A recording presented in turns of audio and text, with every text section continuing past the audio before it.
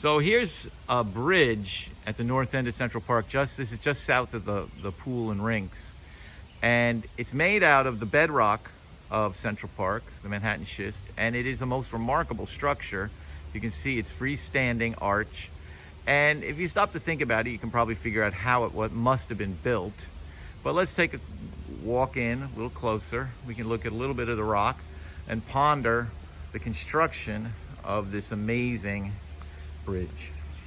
I'm moving into this rock because this is your classic Manhattan schist, slightly deformed. You can see the wavy layers. You can see a concentration here of potassium feldspar, the yellowish mineral. And anything that's shiny in here is going to be mica. And there are some little bits of garnet. The little red that we see in here is also very hard mineral, but these pieces of garnet would not be of interest to anyone in terms of jewelry. And if you just pan up, you see the second block above it, also layered Manhattan schist, which also has a big chunk of quartz in it right up here. And if we go all the way around, we have really the same rock throughout. It's layered, deformed Manhattan schist. The beautiful light reflecting off the water.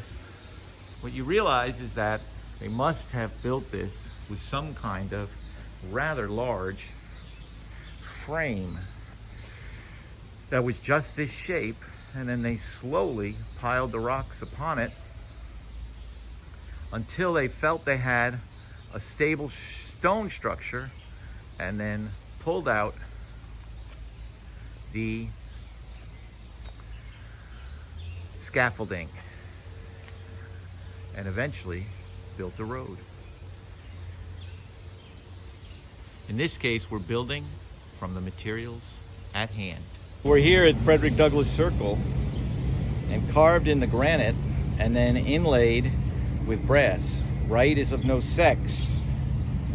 Truth is of no color. God is the Father of us all, and we are all brethren. And that is from the masthead of Frederick Douglass's newspaper, the North Star. The North Star, because if you followed it, you might get away from that slave-holding society that we know today is the South. And there is Frederick Douglass, carved out of clay, which was sediment of the smallest size that was deposited, and the artist got the clay, carved it, and then eventually made a mold into which the metal, the bronze, was poured. And Frederick Douglass sits, by no means sitting, upon a slab of gray granite.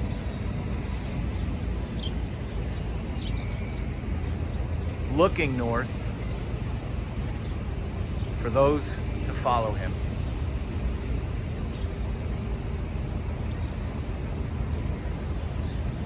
So we climbed out of the park, Central Park, and we came up here. We're now at 116th Street, and we're looking at this memorial to a German-American, Carl Schurz, which overlooks the Harlem Valley. Of course, he's looking away from Harlem, he's looking west. And this is a difficult rock to identify because it's very dark, and it's not that easy to see the individual minerals. Here's Carl Schurz, defender of liberty and a friend of human rights. Well, that only went so far.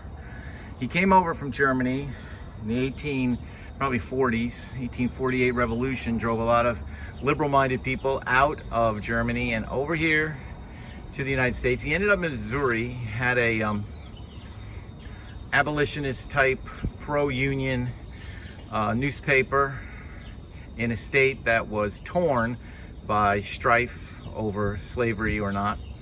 And would eventually fight. I think he got a commission in the Army during the Civil War.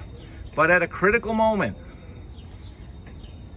when Reconstruction could have continued in a positive way, he voted as a senator, I believe, to end it, to end the defense of the freedom of African Americans, freed slaves in the South, and allowed the growth of the Klan and the second enslavement of African American people. But here we see that we have a granite. You can see bits of it, it reveals itself. It's fairly oxidized and also dirty. It probably could use a cleaning, but it is a granite. Now, granite can be this dark because the quartz can be a quartz that would be known as smoky. And often you see this in building stones that are granite where they are a darker color. And we'll go look at a colored building stone right now, granite, which is famous in this neighborhood. But here we have a granite memorializing the only sort of defender of liberty, Carl Schurz. Here we are at the gate on Amsterdam Avenue and 116th Street, entering the campus of Columbia University. And we can see the gate, the pillars, which are a lovely pink granite.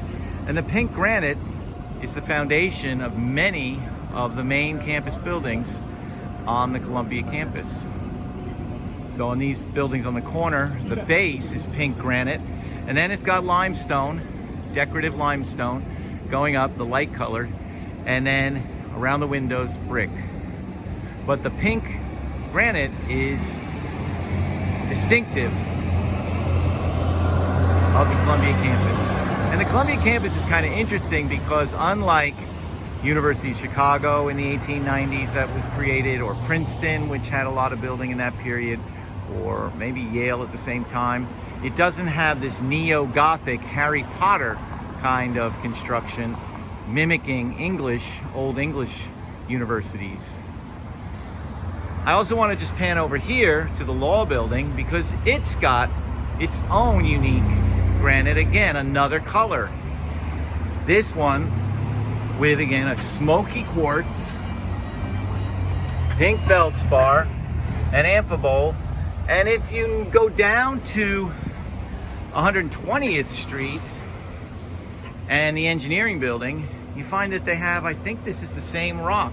So maybe those two buildings were built at the same time and they got a special deal on this kind of lovely, darker pink, brown, orange granite. And again, coarse-grained, intrusive, igneous rock with feldspar,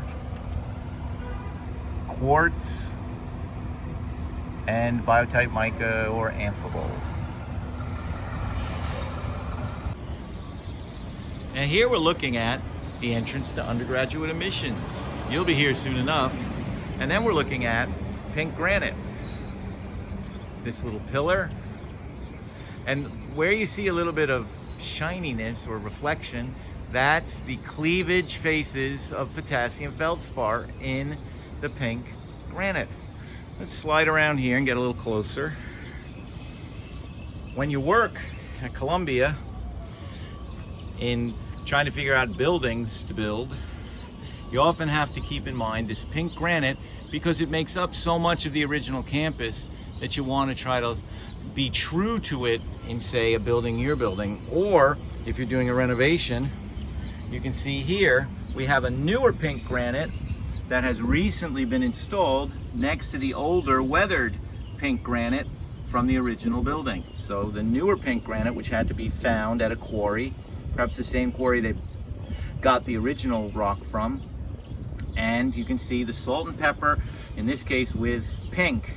Maybe if you're familiar, it would be like pink Himalayan salt. And then I thought we might as well take a quick look. Oh my God! Who would have guessed? I had no idea.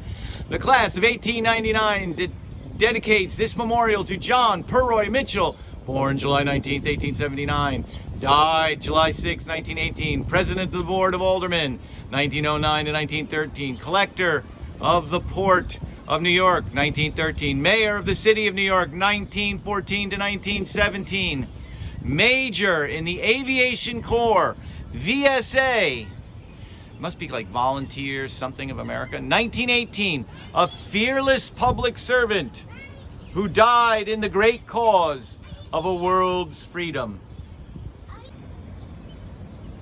So everywhere we look, we see a lot of pink granite on the Columbia campus. Here, this railing, and then the stone in front of it, and then all of the bases of these red brick buildings, the wall, all the decorative walls. Now, the building themselves here, this is a limestone in the background. This was the original library, which is now the administrative buildings. And then, of course, we have the red brick building that had been the house that was where the administrator lived when this area was an asylum. That's the last building from when this was an asylum. They knocked all those buildings down except that. That's now the Alliance Francaise.